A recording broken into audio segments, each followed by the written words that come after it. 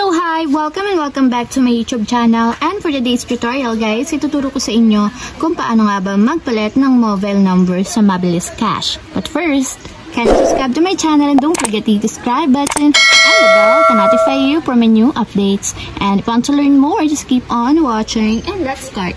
So ayan guys, for today's video, i-open lang natin ang ating Mabilis Cash. So open lang natin yung ating Mabilis Cash. Then, pagka-open guys, mula dito sa homepage, itap lang natin yung profile dito sa lower part. So, tap lang natin. And after nyan, dito sa pinakang profile ng ating Mabilis Cash, hanapin nyo lang dito guys yung setting. I-scroll up lang natin. Then, itap natin yung settings dito sa baba.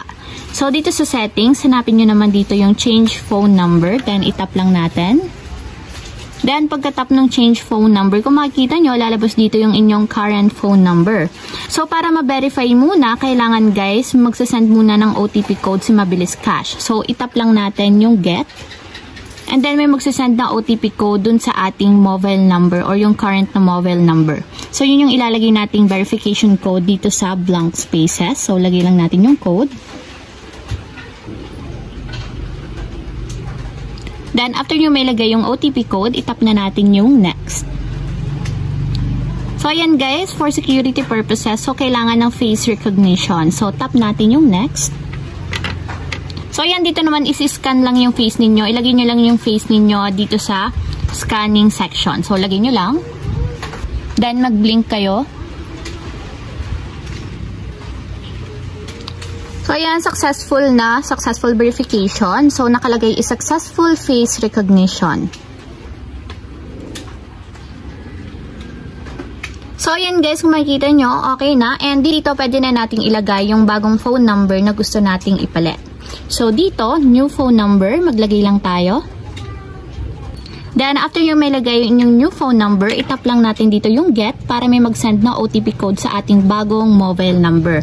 So, katulad kanina, ilalagay lang natin yung verification code dito. So, check nyo lang yung text message.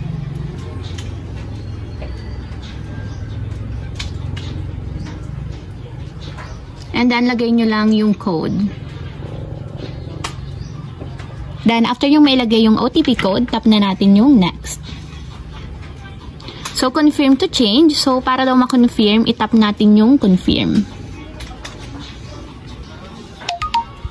So, ayun lang guys. Ganun lang kasimple. Kung mapapansin nyo, napalitan na ng mobile number yung aking Mabilis Cash. So, ayun lang guys. Ganun lang kasimple. Sana nakatulong sa inyo. If you have a question, kindly comment down below. And don't forget to hit the subscribe button and the bell to notify you for new updates. And thank you for watching! Living life every day, late at night, not okay.